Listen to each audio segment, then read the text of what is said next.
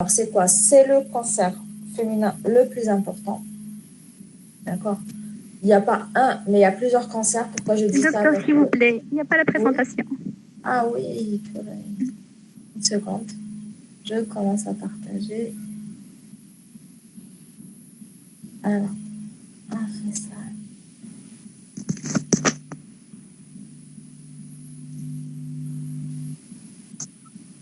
Ah, là, en principe, c'est bon. Oui, là, c'est parfait. Ok, super. Alors, on disait, donc, cancer du sein, c'est le cancer féminin le plus fréquent. Donc, je disais qu'il n'y a pas un, mais plusieurs cancers du sein. Pourquoi? Parce que déjà, il y a plusieurs types histologiques. Il y a plusieurs... Et dans les types histologiques, selon, on va dire, les spécificités de l'anapathe, on a avec récepteurs hormonaux, avec HER2 positif. Donc, on a plusieurs thérapeutiques selon ces résultats-là. Donc, il y a plusieurs implications thérapeutiques différentes. L'âge, l'incidence varie avec l'âge. Généralement, c'est plus de 50 ans. Après, nous, on a remarqué que ici en Algérie, c'était beaucoup plus plus de 45 ans. Voilà, que l'âge, on a beaucoup de néoplasie mammaire entre 45 et 50 ans. Après, il faut savoir qu'il n'est pas si rare que ça aussi avant 45 ans. On a beaucoup de patients de la trentaine. On a même eu une patiente de 25 ans qui avait fait un néo. Après, c'est exceptionnel. Mais voilà, il faut toujours avoir cette idée derrière la tête. Il ne faut pas partir. On remarque qu'au privé, il y a beaucoup de patientes qui vont se faire opérer pour un ADF alors qu'il n'y a pas eu de biopsie avant. Et ça, c'est une erreur. Pourquoi? Parce que si vous opérez une tumeur du sein en vous disant oui, elle est jeune, c'est sûrement bénin, et que au final c'est malin, vous allez faire beaucoup de mal à votre patiente. Donc, si vous avez à faire ça en tant que spécialiste ou en tant que généraliste ou autre, parce que voilà, des fois, même les viscéralistes, ils opèrent des tumeurs du sein, il ne faut jamais faire cette bêtise. Parce que voilà, dès que vous avez une tumeur du sein même si c'est une patiente de la vingtaine, il faut toujours, surtout si c'est une grosse tumeur, il faut toujours faire une échographie et avoir une preuve histologique avant de faire le geste. Voilà. Le diagnostic précoce, il est très important. Pourquoi? Parce que quand on diagnostique la pathologie précocement, le traitement il va être beaucoup moins lourd et la survie va être meilleure. Donc, d'où l'intérêt du dépistage. Alors, malheureusement, à l'étranger, ils ont ce qu'on appelle le dépistage organisé, c'est-à-dire que toutes les patientes à partir de 50 ans jusqu'à 74 ans, tous les 2 ans, elles reçoivent un courrier les invitant à aller se faire dépister. C'est remboursé par la sécurité sociale. Il y a plusieurs conditions où ils ont 2 radiologues qui vont interpréter les clichés. Nous, malheureusement, on n'a pas ça chez nous. Donc, ce n'est pas vraiment un dépistage organisé, c'est plus un dépistage opportuniste. C'est-à-dire que dès qu'on a une patiente qui vient consulter, même si elle vient consulter pour une pathologie non mammaire, on fait systématiquement un examen sénologique et on demande systématiquement la mammographie de dépistage. Et j'aimerais bien que ce soit une habitude, même si vous devenez généraliste, il faut avoir ce réflexe de demander tout ce qui est examen de dépistage parce que ça sauve des vies. Donc la survie globale, elle est très bonne. Elle est d'environ 75% à 5 ans. Donc, c'est un cancer à très, très bon pronostic. On en guérit souvent. Voilà, on va faire un petit peu d'anatomie, un rappel anatomique sur le sein. Donc, c'est une glande située sur la partie antérieure du thorax qui va de la deuxième à la sixième, de la deuxième côte au sixième espace intercostal. Après, bien sûr, ça dépend de la taille du sein et ça, c'est différent d'une femme à l'autre. Donc, elle est centrée par la plaque aréolo-mamelonnaire. Transversalement, elle va du bord externe du sternum jusqu'à la ligne axillaire antérieure. Donc, elle est faite de plusieurs lobules. Chaque lobule a un canalicule et ces canalicules vont aller se joindre pour former des canaux et qui vont aller s'aboucher au niveau de l'aréole. Donc, c'est une glande qui a un rôle très, très important pour la lactation. Schématiquement, généralement, on la subdivise en 4 quadrants. D'ailleurs, quand vous allez voir que quand on décrit, quand vous voyez des lettres de gynéco, quand on décrit une masse, généralement, on décrit ces quels quadrants? 4 quadrants. On a le quadrant supéro-interne, inféro-interne, supéro-externe et inféro-externe. Et donc, ça nous permet donc de situer, si on trouve une masse, de la situer sur le sein. Voilà, donc quand le muscle, en arrière, on a le muscle grand pectoral, voilà, l'aréole, donc tout ça, on en a déjà parlé. Après, il faut savoir que la glande mammaire, elle est drainée vers des ganglions lymphatiques, que l'évolution naturelle du cancer du sein, c'est généralement, après, il y a des exceptions, d'accord, il y a des seins où on fait d'abord le diagnostic des métastases avant de faire le diagnostic des seins. Mais généralement, on a une petite masse tumorale qui va grandir au fur et à mesure, c'est ce qu'on appelle l'extension locale. Puis, elle va généralement donner des micrométastases ou macrométastases vers les ganglions axillaires. C'est pour ça que systématiquement, si vous voyez une lettre d'un gynécologue qui fait un examen sénologique, après avoir décrit le sein, on décrit systématiquement notre examen de l'aire axillaire. C'est chercher des ganglions dans l'aire axillaire. Donc, on va demander à la patiente de surélever sa main, son bras. On va aller chercher des ganglions dans cet espace-là. Ensuite, on va aller chercher des ganglions en sus claviculaire. Voilà. Donc, et généralement, on va chercher Généralement, l'examen sénologique, c'est quoi? On commence. Bon, de toute façon, on va en parler tout à l'heure. Je ne vais pas perdre de temps. Donc, voilà. Donc, l'extension, c'est une masse qui va se grandir au fur et à mesure, donner des micrométastases vers les ganglions axillaires, puis métastaser. Les sites de métastases les plus fréquents, c'est l'os, le foie, les poumons. Après, on a les ovaires et les métastases cutanées. Voilà, l'os, le foie, les poumons. Le type histologique, donc c'est des adénocarcinomes. Après, on a 2 types, les canalaires, qu'on appelle, bon, maintenant, il y a une nouvelle nomenclature histologique, c'est carcinome non spécifique. Donc, si vous voyez sur une étude ANAPAT, carcinome non spécifique, ça veut dire que c'est un carcinome canalaire. Donc, c'est les plus fréquents. Ensuite, on a les carcinomes lobulaires. Et aussi, donc ça, c'est les types infiltrants. Après, on a les carcinomes in situ, qui peuvent être canalaires ou lobulaires. Donc, in situ, c'est à peu près la même chose que ce que je vous ai expliqué hier pour le col. Ça veut dire qu'il ne dépasse pas la membrane basale. D'ailleurs, généralement, quand on a un in situ, on ne fait pas le curage, parce que c'est des cancers qui, s'ils ne dépassent pas la membrane basale, ça veut dire qu'ils ne vont pas aller... Enfin, si... c'est des cas... Bon, c'est pas la membrane basale. En fait, c'est des carcinomes qui ne sont pas infiltrants, qui ont une localisation bien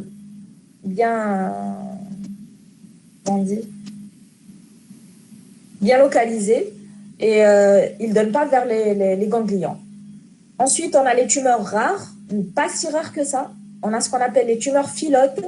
Les tumeurs phyllodes, c'est des tumeurs qui ont 3 grades. Le grade 1, on va considérer que c'est des tumeurs bénignes, mais qui récidivent beaucoup.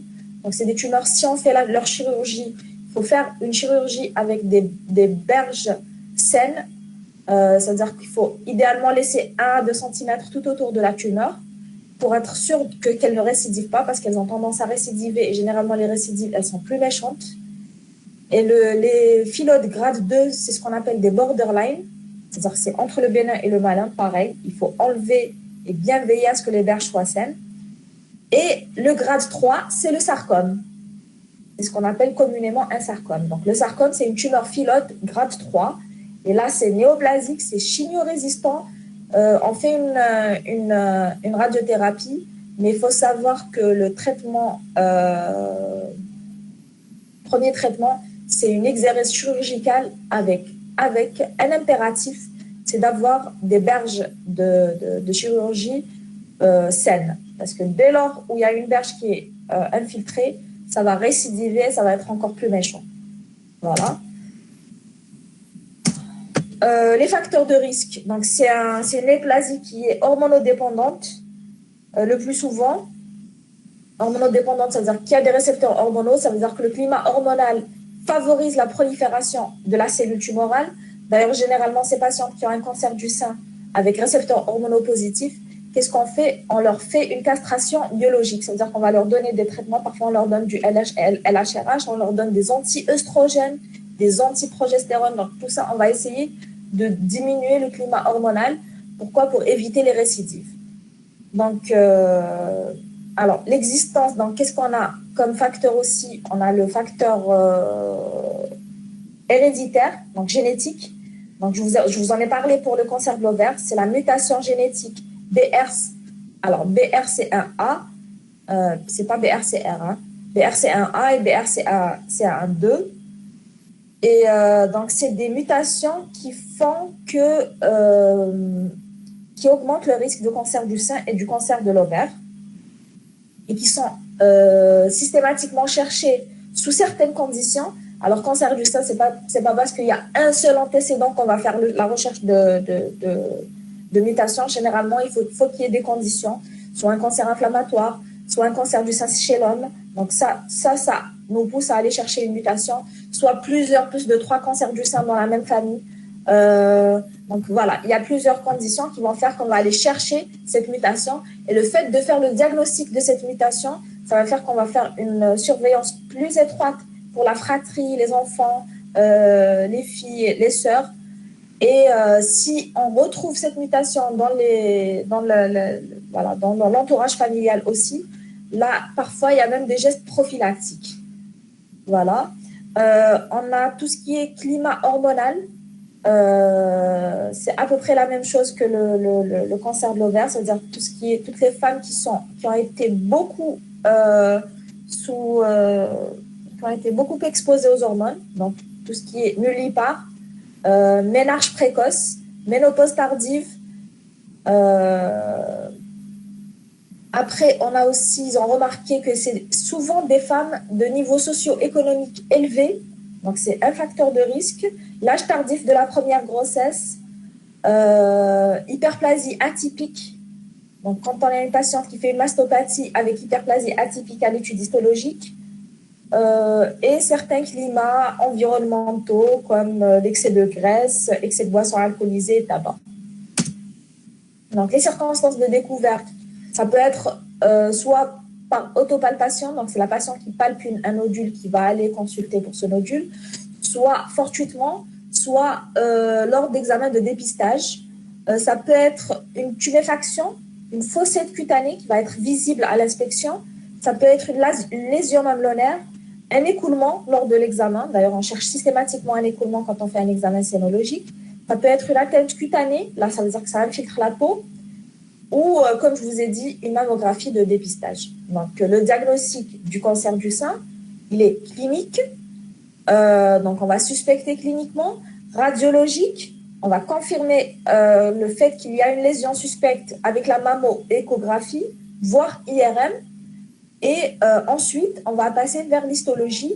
Cytologie, pas beaucoup, on n'utilise pas beaucoup la cytologie parce qu'elle n'est pas très, il y a beaucoup de faux négatifs, faux positifs, c'est surtout l'histologie quand on a une grosse masse chez une patiente où on a des facteurs de risque ou autres. Il ne faut jamais hésiter à demander une microbiopsie.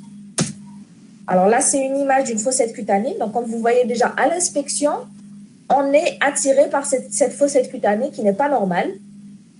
C'est pas bon signe. Là, on a une petite lésion mamelonnaire. Là, c'est une lésion, c'est une néoplasie mammaire localement avancée. C'est-à-dire que ça a bouffé complètement le sein. Et malheureusement, c'est pas aussi rare que ça. Il y a beaucoup de patientes qui remarquent qu'il y a quelque chose de pas joli sur leur sein et qui ont peur de consulter et qui vont aller faire toutes sortes de thérapeutiques bizarroïdes, HAB, etc. Et puis, elles ne viennent que consulter que quand vraiment c'est trop tard. Et là, généralement, c'est des gestes chirurgico-palliatifs où on va enlever cette masse-là, on va enlever cette masse-là, parce que généralement, ça va surinfecter, puis ça sent pas bon, et c'est pas évident à vivre. Et donc, ce qu'on fait, c'est qu'on va enlever cette masse néoplasique, on va commencer la chimiothérapie, on fait ce qu'on appelle un lambeau. C'est-à-dire qu'on va, soit c'est un lambeau du grand droit ou un lambeau du du dorsal. On va enlever un petit morceau à ses environs. On va lui garder son pédicule. On va venir l'étaler ici pour remplacer donc la perte cutanée et graisseuse.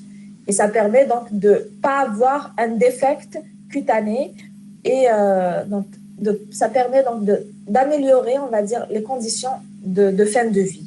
Parce que même si on considère que ce n'est pas vraiment curable, que le traitement il est palliatif, il faut améliorer les conditions de fin de vie de cette patiente. Voilà, c'est mieux. Donc, l'examen clinique, on commence par l'inspection. On va chercher une voussure, une rétraction, une lésion. Ensuite, on va faire la palpation, quadrant par quadrant, avec des mouvements rotatifs. Et généralement, il faut que ce soit dans une salle d'examen calme. Il faut veiller à se chauffer les mains avant de faire notre examen clinique, parce que c'est désagréable de par la patiente d'être examinée par un examinateur qui a les mains glacées. Il faut chercher une masse, quadrant par quadrant. Si on trouve une masse, il faut donner toutes les caractéristiques, la taille, est-ce qu'elle est mobile, est-ce qu'elle est rétractée, est-ce qu'il y a une infiltration, est-ce qu'elle est dure, est-ce qu'elle est sensible. Donc voilà, il faut vraiment donner toutes ces caractéristiques. Ensuite, on va chercher un écoulement mamelonnaire, puis on va aller vers les aires axillaires, on va aller chercher est-ce qu'il n'y a pas d'adénopathie. Il y a une classification. Alors, le sein, par contre, j'attends de vous que vous connaissiez la classification. C'est la classification TNM, donc T1, T2. Donc, j'attends pas que vous connaissiez le T1A, T1B, T1C. Non. T1, T2, T3, T4.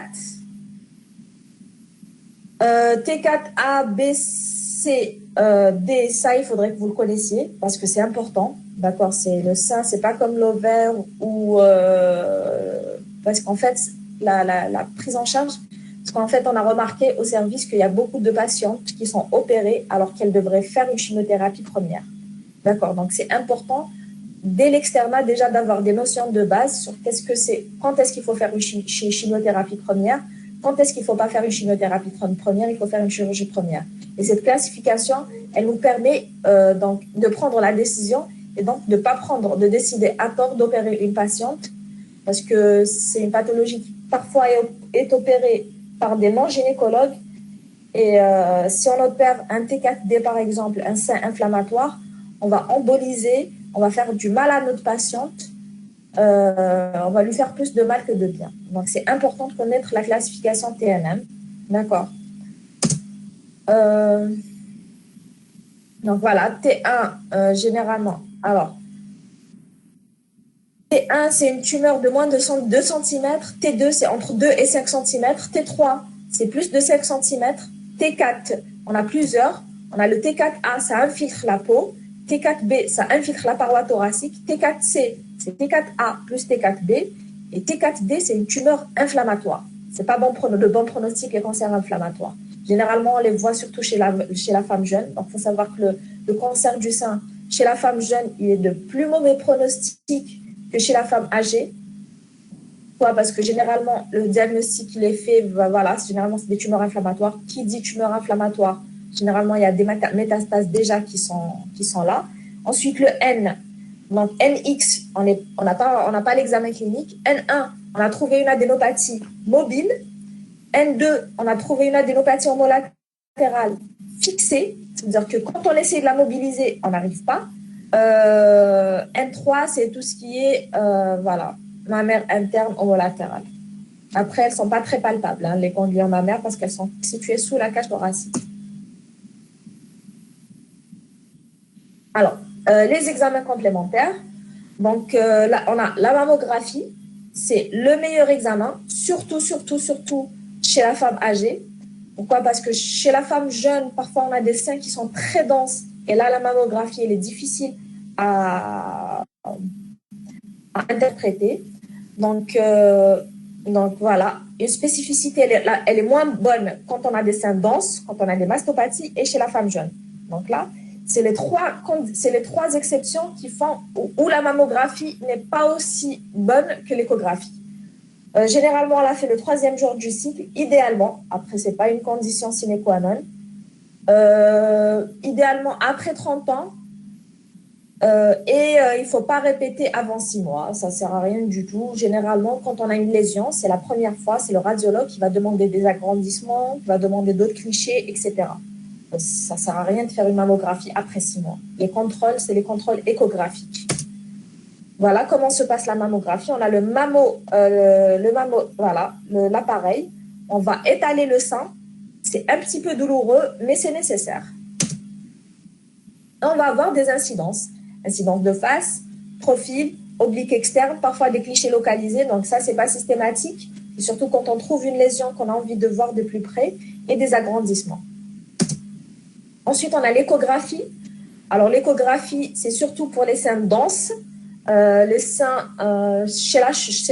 notamment chez la jeune femme. Et là, on va aller chercher, est-ce qu'il y a une masse? On va voir ses caractéristiques. Est-ce qu'elle est régulière? Est-ce qu'elle est irrégulière? Après, il y a plusieurs conditions qui vont faire qu'on va peut-être suspecter une masse bénigne ou maligne selon l'échographie. Voilà. Et à la fin de ces 2 examens, systématiquement, il faut faire une classification ACR. Alors, malheureusement, il y a beaucoup de femmes qui payent pour une mammographie, une échographie, et à la fin du compte rendu, il n'y a pas cette classification. Alors, il faut apprendre à demander au radiologue de faire l'effort de classer ce sang. Pourquoi? Parce que notre conduite à tenir thérapeutique, elle dépend de cette classification. Donc, c'est vraiment important d'avoir cette classification. Une mammographie normale, c'est ACR1. Une mammographie avec une anomalie qui est bénigne, ça veut dire qu'on n'a même pas besoin de faire une biopsie, c'est ACR2.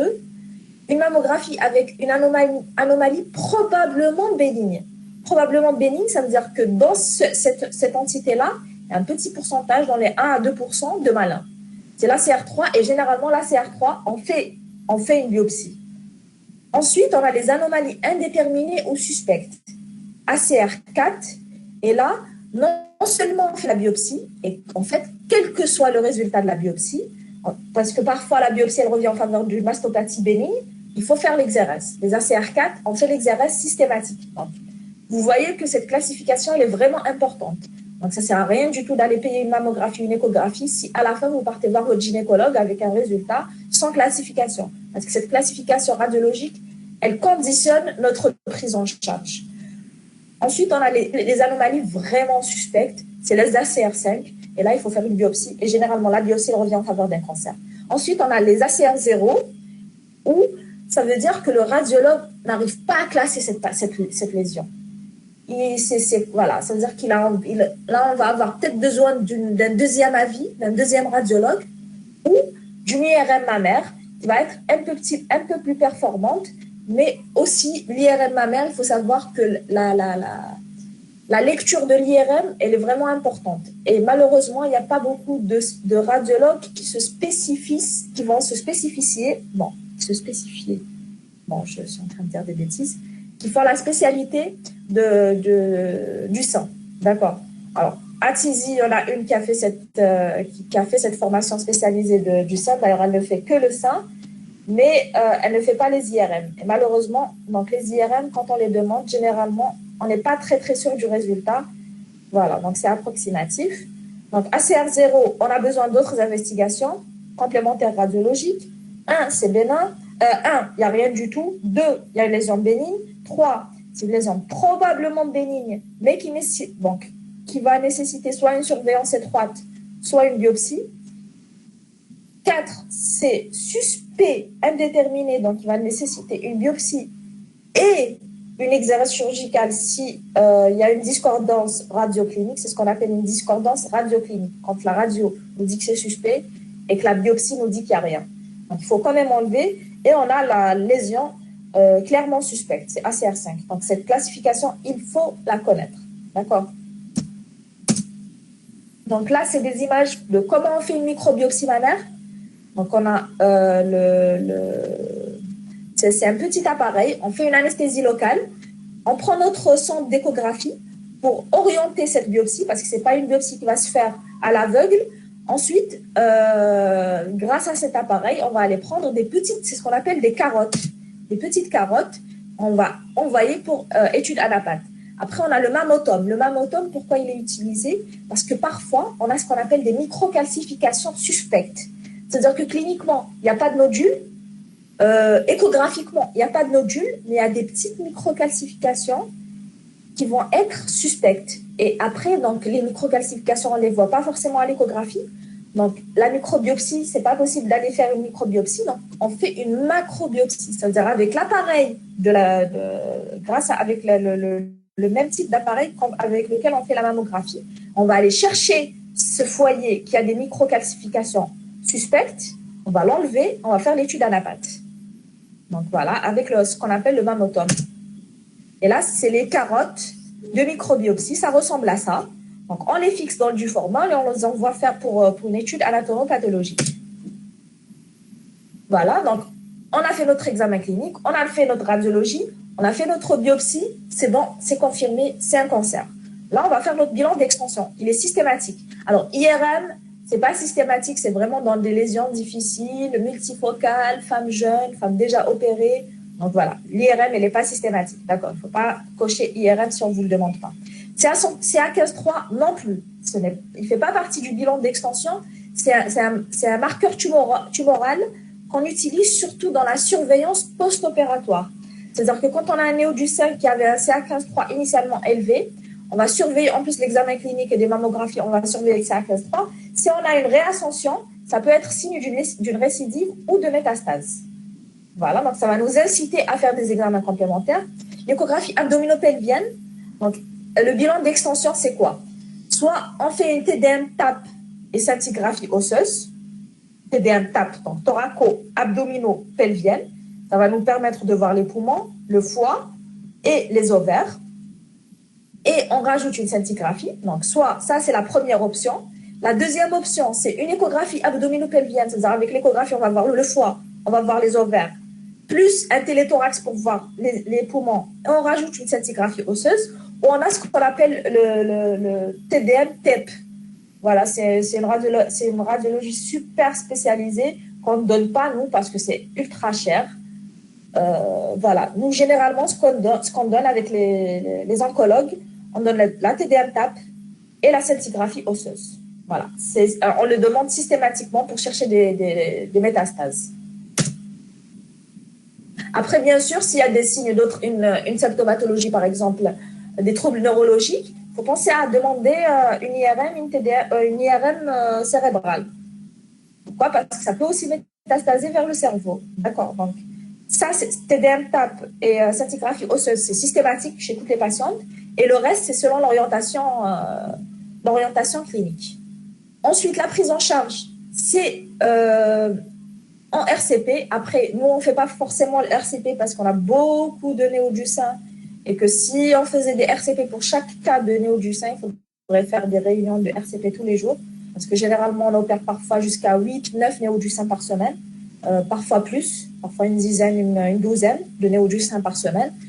Donc, on prend la décision. Donc, vu qu'on est habitué avec cette pathologie, on est habitué aussi à prendre les décisions de est-ce qu'il faut une chimiothérapie néoadjuvante ou est-ce qu'il faut une chirurgie première.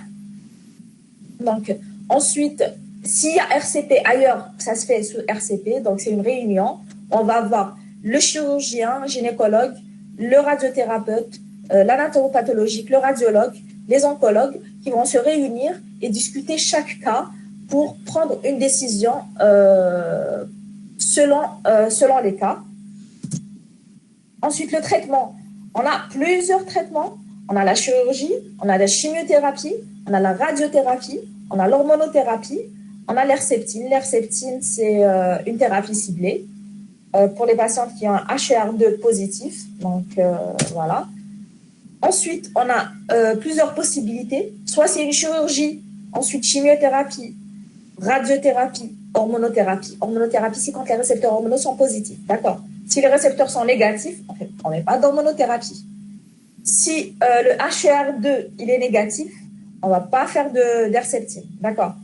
Donc, chirurgie, chimiothérapie, radiothérapie, hormonothérapie. Après, si c'est une grosse masse, une volumineuse masse de 7 cm, la chirurgie, elle ne va pas être possible. Si c'est une T4D, c'est les cancers inflammatoires. Si c'est une masse de plus de 5 cm, donc T3 of là. Si on a des petits seins et que la masse, le rapport de volume entre la masse et la taille du sein, il est vraiment étroit et donc il est vraiment petit on réalise que le geste chirurgical, on peut avoir des limites infiltrées. Il vaut mieux commencer par une chimiothérapie. Si on a une masse au niveau du sillon mammaire interne, et donc généralement l'incision, c'est à ce niveau qu'elle se fait, on peut demander une chimiothérapie. En fait, on a plein de conditions qui sont, on va dire, orientées par notre examen sénologique, qui vont faire qu'on va orienter cette patiente vers une chimiothérapie première, puis on va faire la chirurgie. Et donc, vous, le plus important, l'indication la plus importante, c'est le cancer inflammatoire. Parce que le cancer inflammatoire, on ne pardonne pas quelqu'un qui va faire une chirurgie à cancer inflammatoire avant de faire une chimiothérapie. Voilà. La chirurgie, donc déjà, ça nous permet de confirmer le diagnostic histologique, confirmer le statut hormonal, donc récepteur herceptine. On a aussi ce qu'on appelle le KI67. Le KI67, ça nous oriente sur l'index prolifératif. Plus le KI67 est élevé, plus ça veut dire que cette tumeur prolifère rapidement. Elle a une capacité de mitose qui est rapide. Voilà. Et donc, on risque de vous donner un cas clinique où je vais vous donner l'étude anapath complète. Donc ça, c'est pour vous aider à comprendre ce que c'est. Généralement, c'est quoi le résultat? On va vous dire, c'est un carcinome de type non spécifique, grade tel, avec récepteurs hormonaux tel, positif ou négatif, HER2 positif ou négatif. Et si on a les récepteurs hormonaux qui sont positifs, on donne une hormonothérapie. Si on a le HER2 qui est positif, on donne de l'herceptine. Et voilà. Donc la chirurgie, elle permet d'établir le diagnostic histologique, d'avoir un pronostic, parce que les grades 3, ils sont plus méchants que les grades 1, donc déjà, on sait que c'est pas gentil. Quand les récepteurs hormonaux sont négatifs, c'est pas bon signe aussi, parce que ça nous diminue, ça nous enlève une arme thérapeutique, parce qu'il faut savoir que le traitement des anti-œstrogènes ou le Nolvadex, qu'on appelle le Nolvadex, voilà, c'est les anti-œstrogènes. Généralement, ou anti-aromatase, généralement, ça nous aide vraiment pour le contrôle de la pathologie. Donc, si les récepteurs hormonaux sont négatifs aussi, c'est pas très bon signe. Donc, l'étude histologique, elle va vraiment nous renseigner sur le pronostic.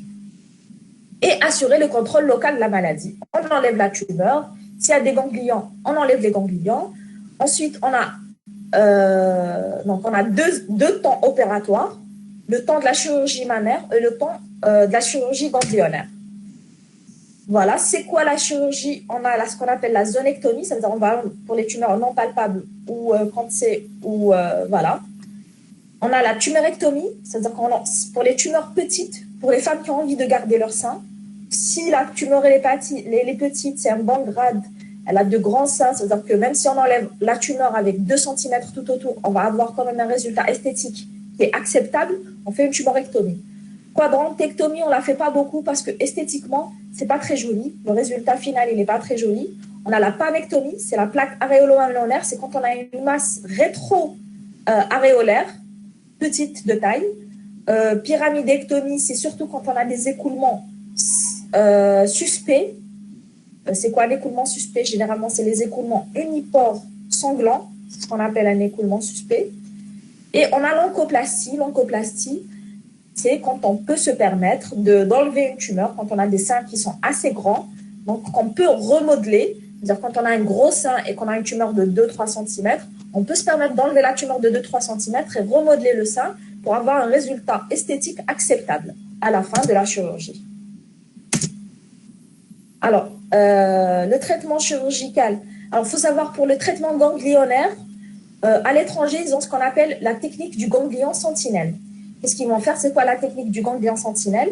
Ils injectent un produit soit isotopique, soit isotopique, ça veut dire qu'il va il va y avoir une chaleur. Donc, généralement, ils l'injectent soit en péri-mamelonnaire, soit en péritumoral, soit du bleu de patente. C'est un colorant.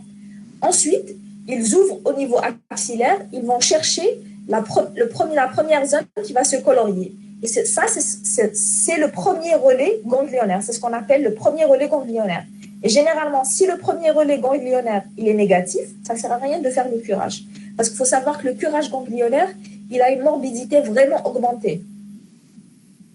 Il y a les douleurs du membre supérieur, il y a les lymphœdèmes, les lymphocèles, il y a les rétractions, c'est-à-dire que la patiente elle va avoir du mal à bouger son bras. Donc, il y a beaucoup de complications. Le curage ganglionnaire, il a beaucoup de complications. Et cette technique du curage ganglionnaire, ça nous permet, cette technique du ganglion sentinelle, ça nous permet parfois, quand ce premier relais ganglionnaire il est négatif, ça va nous permettre donc d'éviter de faire ce curage et donc d'éviter cette morbidité surajoutée. Et en principe, le curage, la technique du ganglion sentinelle, il faut qu'on ait une étude anapathe en extemporané, c'est-à-dire sur place, on enlève le premier relais, on le donne à l'anatomopathologiste et sur place, il nous dit, voilà, il va faire sur place son étude, etc. Donc, ces conditions-là, on ne les a pas, malheureusement. Donc, généralement, quand c'est un infiltrant, on fait systématiquement le curage. Ça, c'est une tumérectomie. Voilà, on a la tumeur, on a les bords. Et généralement, on va mettre des fils pour orienter notre pièce, pour orienter l'anatomopathologique. Voilà, un fil lent, c'est le bord supérieur, par exemple. Un fil court, c'est le bord interne. Comme ça nous permet, si les limites infiltrées, on sait sur quelle partie on va aller reprendre la chirurgie. Ça, c'est une pammectomie. Donc, on a enlevé la plaque aréolo-mamelonnaire. Généralement, c'est pour les petites tumeurs qui sont situées en arrière de la plaque aréolo-mamelonnaire. Voilà, ça aussi, c'est une pammectomie. L'oncoplastie, je vous ai expliqué, c'est une technique chirurgicale plastique, donc esthétique un petit peu, qui va se faire lors du temps d'exérèse de cancer. On a les lambeaux glandulaires, les transpositions de la plaque aréolo-mamelonnaire et les plasties mammaires immédiates. Voilà, ça c'est un petit schéma pour vous expliquer ce que c'est que l'oncoplastie. Là, par exemple, c'était une masse du quadrant moyen inférieur, donc on a enlevé cette masse. Et puis, vu qu'on a tout cet espace qui est resté, si on ferme directement, on va avoir un sein très, très moche, qui va être rétracté, qui va être vraiment moche. Et donc là, on va faire ce qu'on appelle l'oncoplastie. On va enlever toute la peau ici, puis on va relever le mamelon, on va le remonter, et puis ça va nous permettre, on va avoir ce résultat. Et donc, ça nous permet d'avoir un sein plus petit, mais esthétiquement, c'est plus acceptable. Et parfois, on fait le même geste chirurgical sur le deuxième sein, même s'il est sain, pour avoir une symétrie. Voilà. Après ça, je ne vais pas vous mentir, on n'a pas trop le temps de faire tout ça parce que généralement, c'est des tumeurs qui sont diagnostiquées à un stade assez avancé. Donc, c'est d'assez grandes tumeurs et ça demande beaucoup de temps. Donc, voilà. Les complications, on a les complications immédiates post-chirurgicales, c'est tout ce qui est hématome, surinfection. Ensuite, on a les complications secondaires. On a tout ce qui est cicatrices disgracieuses, comme celle-ci, comme vous voyez, c'est pas très joli. Les déformations, on a les lymphocèles, les lymphœdèmes, on a tout ce qui est douleur, névralgie du membre supérieur, on a tout ce qui est rétraction avec difficulté de la mobilisation. Donc, tout ça, ça fait partie des complications. Alors, la mastectomie, donc c'est un geste qui est mutilant, mais qui n'est pas délabrant. Généralement, on fait une incision selon la topographie de la masse et on pense souvent à la reconstruction après le geste, surtout quand il y a une patiente qui est jeune. Donc, quand c'est possible de faire une tumorectomie, il vaut mieux faire une tumorectomie. Voilà, donc la mastectomie, on la fait surtout mastectomie, mammectomie, c'est la même chose, surtout pour les tumeurs volumineuses. Quand c'est une tumeur multifocale, ça veut dire qu'il y a sur le sein, il y a plusieurs lésions.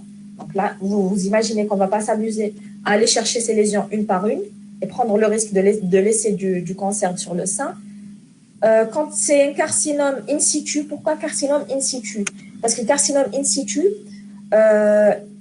généralement, il y a plusieurs lésions qui sont parfois radiologiquement muettes.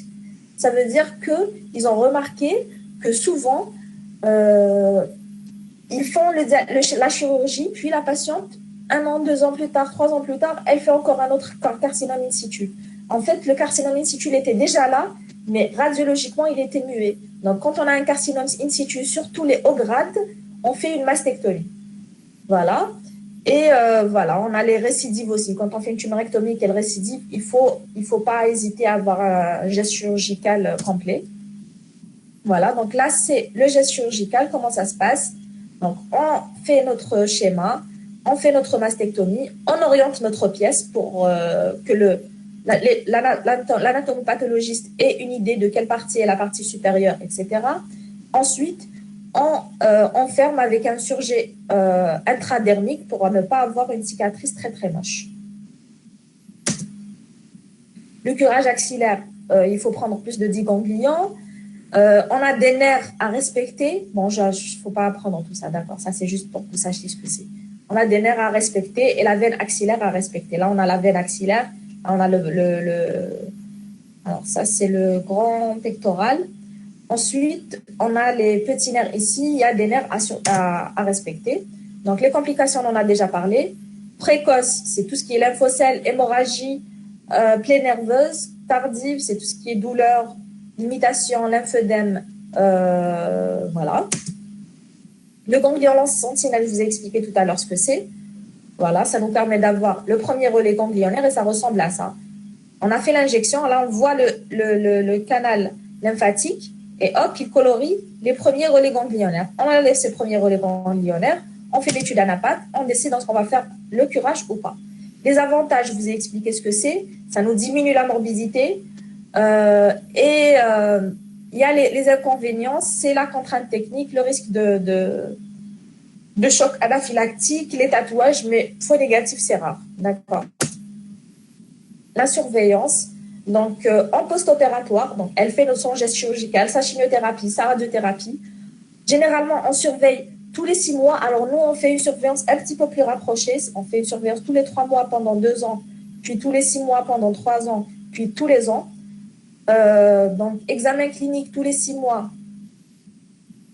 Alors là, c'est pas très, très détaillé. En fait, c'est tous les 3 mois pendant 2 ans, puis tous les 6 mois pendant 3 ans, puis annuel. Ça, c'est l'examen clinique. La mammographie, elle doit être annuelle. La patiente, elle doit être suivie en même temps par le gynécologue, en même temps par l'oncologue. Voilà, selon le pronostic, selon le statut hormonal, l'envahissement ganglionnaire, la présence de métastases, etc. Et merci.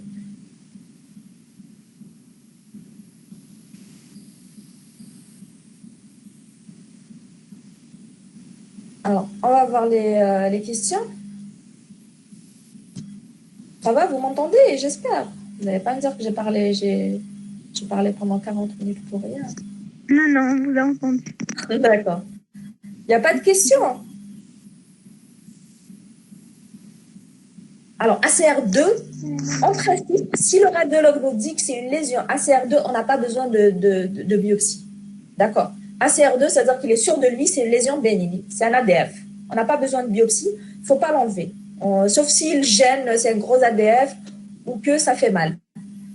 Et encore, généralement, les douleurs, ce n'est pas l'ADF qui fait mal. Généralement, c'est le syndrome prémenstruel où on va avoir le sein qui va être gonflé, qui fait mal. L'ACR3, généralement, oui, on fait une biopsie, l'ACR3. Soit c'est une biopsie, soit c'est une surveillance échographique après 3 mois. Mais généralement, comme la patiente adénofibrome, ADF, c'est un adénofibrome, c'est bénin. Donc, ACR3, je disais, surtout quand c'est une patiente de 45 ans ou plus, il faut faire une biopsie. Parce qu'il ne faut pas passer à côté d'un cancer. Non, non, non. La mammo n'aggrave pas, la biopsie n'aggrave pas. Oui, il existe, il est rare, il est très méchant. Beaucoup plus méchant que chez la femme. Et généralement, il y a une mutation génétique derrière. Non, le dépistage, c'est l'écho-mammo.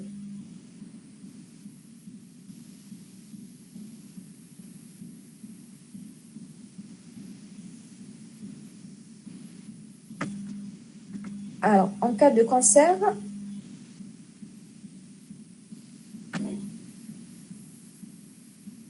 hormonodépendant, est-ce que la patiente... Non, non, non. Généralement, alors, on interdit la grossesse.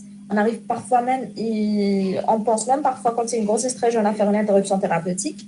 Alors, on interdit les grossesses sur plusieurs années. D'accord. Au moins, ça dépend ensuite des écoles, mais généralement, nous, on interdit sur au moins 5 ans. Parce que si elle fait une grossesse, ça va faire flamber son cancer et elle va accélérer l'évolution de son cancer. Oui, négativité des récepteurs hormonaux, c'est un facteur de mauvais pronostic. Non, ce n'est pas un facteur de risque. Mais quand on a des prothèses mammaires, la surveillance elle est plus difficile. Parce que vous imaginez bien qu'avec des prothèses, si on fait la mammographie, on risque de faire exploser. L'échographie, elle est plus difficile. Donc, quand on a des prothèses mammaires, ce n'est pas un facteur de risque, mais la surveillance, elle est plus difficile. Non, la mastite ne dégénère pas. Si c'est un cancer, c'était une mastite carcinomateuse. Soit c'est une mastite infectieuse, ça ne dégénère pas. On donne des antibiotiques, ça répond. Il y a des cas où c'est des mastites qu'on appelle granulomateuses. Et là, c'est vrai que c'est des mastites qui tardent à guérir. Mais on fait toujours des biopsies pour s'assurer que ce n'est pas des mastites carcinomateuses. Mais les mastites, ça ne dégénère pas. Oui, le sein surnuméraire. Alors, ce n'est pas une indication chirurgicale pour autant, mais il y a un risque augmenté de cancer du sein sur sein surnuméraire. Oui.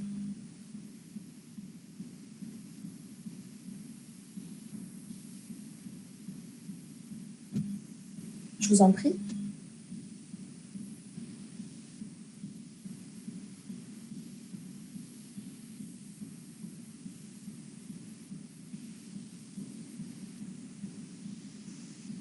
Alors, prédisposition familiale, non, non. Alors, déjà, l'étude génétique en Algérie, elle ne se fait pas, d'accord? Donc, c'est très, très rare qu'il y ait une patiente qui vienne vous dire « oui, je suis positive, j'ai eu une mutation génétique ».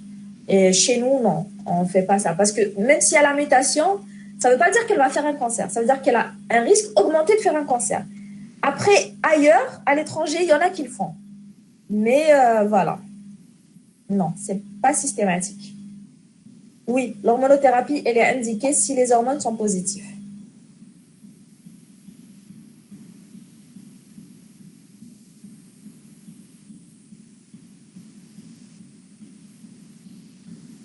Alors, oui, quel que soit le statut. Après, avant la ménopause, on donne des anti-œstrogènes. Après la ménopause, on donne des anti-aromatases. Ce n'est pas la même molécule qu'on va donner, avant et après la ménopause. Voilà. Mais si récepteur hormonopositif, on donne un traitement. Avant la ménopause, des anti-œstrogènes. Après la ménopause, des anti-aromatases.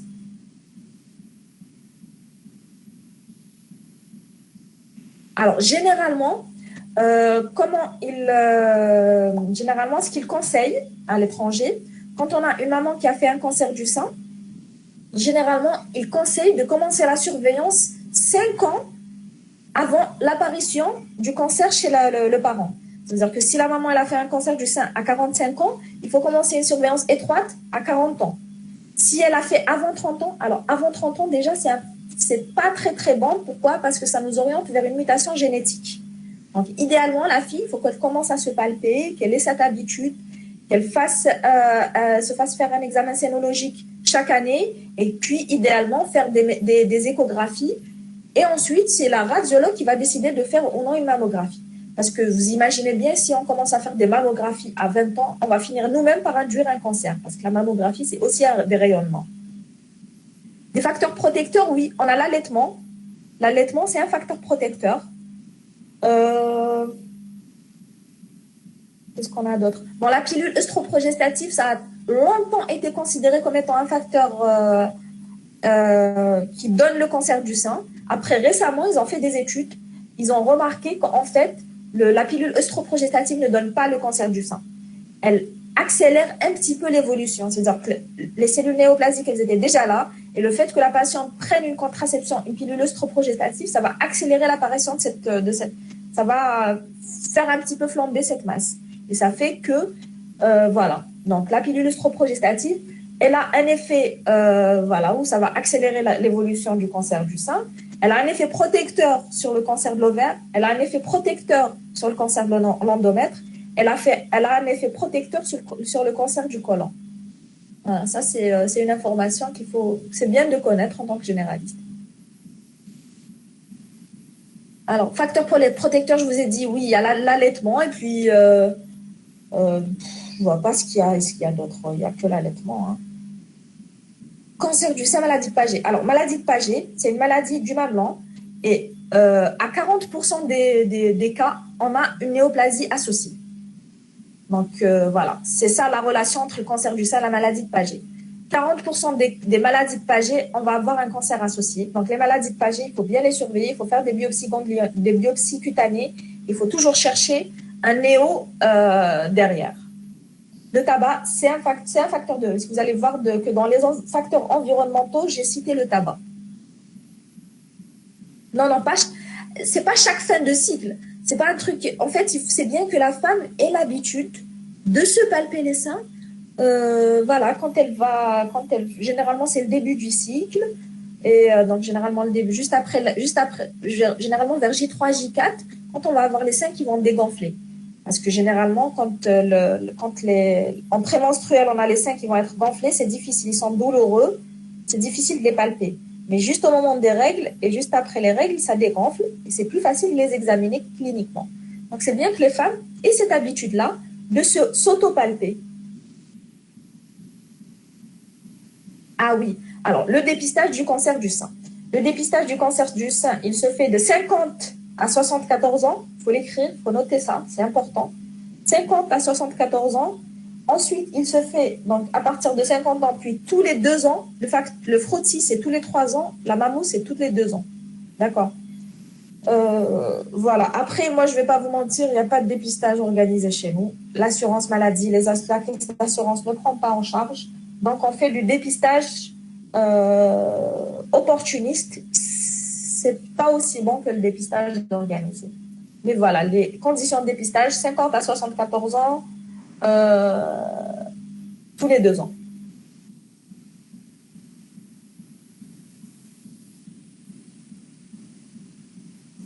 Oui, radiothérapie, on l'a fait en principe systématiquement. Mais après, il faut savoir que c'est vraiment au cas par cas. Parfois, quand on a des toutes petites tumeurs de moins de 1 centimètre, que les ganglions sont négatifs, parfois, il n'y a même pas nécessité de faire une chimiothérapie. Donc, moi, je vous en parle en gros, c'est chimio, radio, etc. Mais il y a toujours des petites exceptions qu'il faut discuter et parfois, il n'y a pas de nécessité. Donc, systématique, non, mais à 98% des cas. Voilà.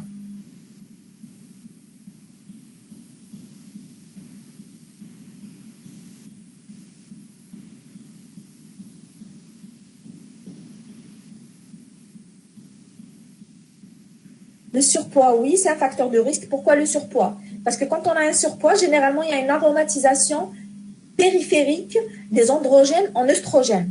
Donc, on va avoir un terrain d'hyperœstrogénie. Et l'hyperœstrogénie, c'est un terrain de risque du cancer du sein. La sédentarité, bon, il y a le facteur alimentaire, oui, c'est un facteur de risque. C'est un facteur de risque. Il y a des aliments qui sont oncogènes, voilà. Mais après, il faut savoir que si on faisait attention à tout ce qu'on mange, 80% de ce qu'on mange est cancérigène. Métastases osseuses. Non, non. Dès lors où il y a des métastases, le pronostic n'est pas très bon. Mais il faut savoir, comme je vous ai dit, il y a tellement de thérapeutiques qu'on arrive à allonger la durée de vie de ces patientes-là de parfois plus de 10 ans. On a des patientes qui ont des métastases, qui ont été diagnostiquées à la base. Il y a eu des petites métastases osseuses et qui survivent même après 10 ans. Mais quand il y a des métastases, généralement, c'est pas bon. Critères de malignité, les critères cliniques ou radiologiques?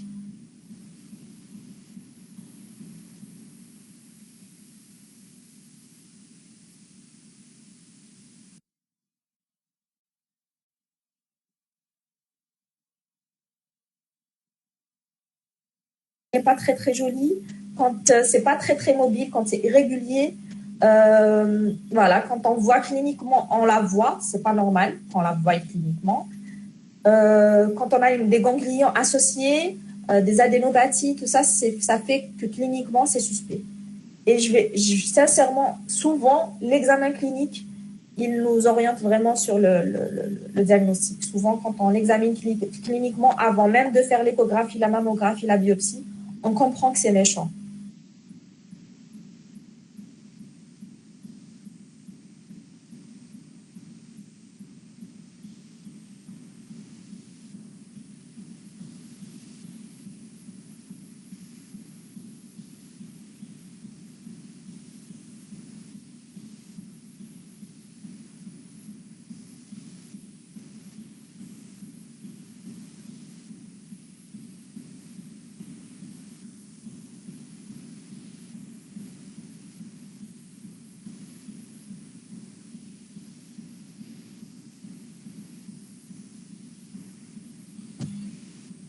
Alors, qu'est-ce que j'étais en train de dire? Donc, critères cliniques. Après traitement, il ne faut pas donner. Oui, contraception. Ah, c'est bon. Après un cancer du sein, contraception, contre-indiqué. Tous les traitements hormonaux, ils sont contre-indiqués.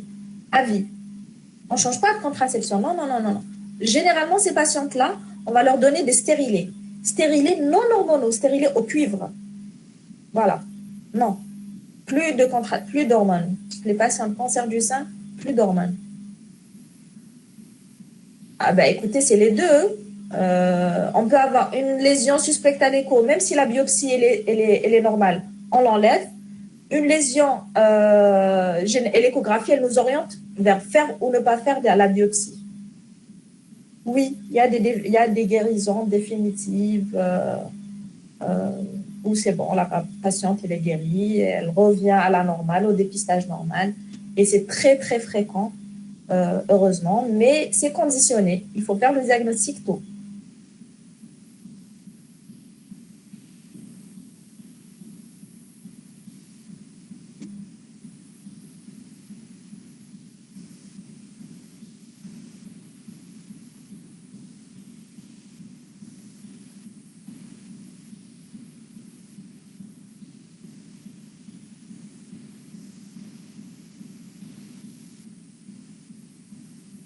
Microbiopsie n'a que de valeurs positives. Alors, comment ça, la microbiologie? Microbiopsie, vous voulez dire? Microbiopsie, si c'est positif, on fait notre chirurgicale. Après, si c'est infiltrant, on fait le curage. Si c'est pas infiltrant, on fait pas le curage. Si c'est bénin et que... alors non. Par exemple, une ACR3, si c'est bénin, c'est bon, je la laisse tranquille.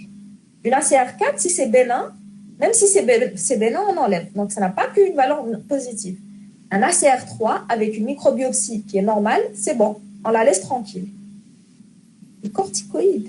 Alors, les corticoïdes, c'est surtout quand on a une tumeur, une métastase inflammatoire avec un retentissement, par exemple une métastase vertébrale avec des douleurs, etc. On peut donner des corticoïdes pour diminuer l'inflammation. Je ne comprends pas le rôle des corticoïdes dans le traitement ou dans la genèse du cancer. Parce que les corticoïdes, elles ont dans le traitement. Voilà, dans le traitement, c'est surtout pour diminuer l'inflammation, c'est surtout pour les localisations secondaires qui sont douloureuses. Donc, ça permet de diminuer l'inflammation et de diminuer la douleur. Parce que quand il y a inflammation, il y a œdème. Quand il y a œdème, il y a douleur. Donc, généralement, ça comprime. Parfois, ça comprime la moelle osseuse, ça fait mal. Elle a des signes neurologiques, etc.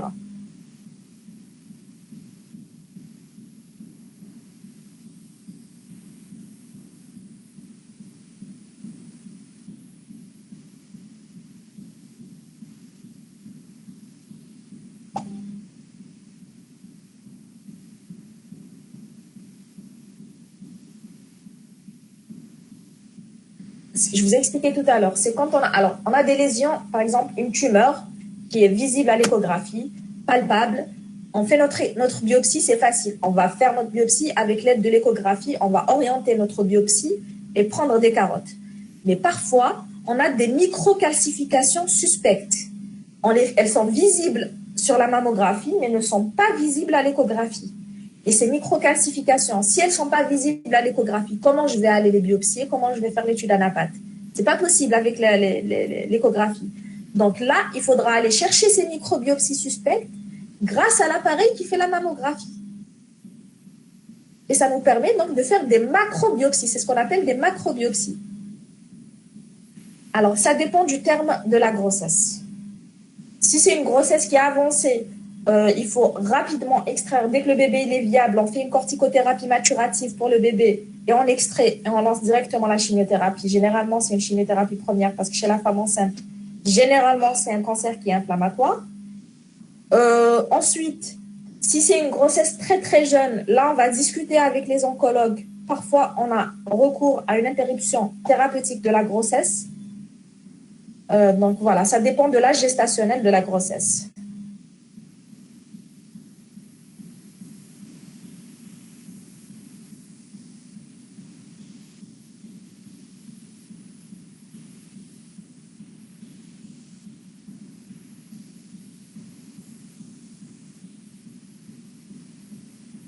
Je vous en prie. Après, si vous voulez, on peut essayer de faire, vu qu'il vous reste 2 semaines de préparation, on peut essayer de faire une séance de questions-réponses QCM pour que vous ayez une idée de comment ça se passe, si vous voulez. Voilà. Comme ça, vous allez vous entraîner un petit peu avec le QCM.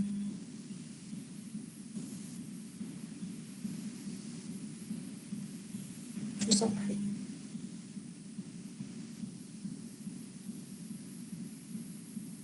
Je vous en prie.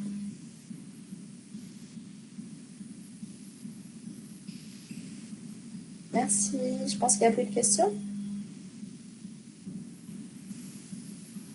S'il n'y a plus de questions, alors je vous dis bonne soirée, bon courage.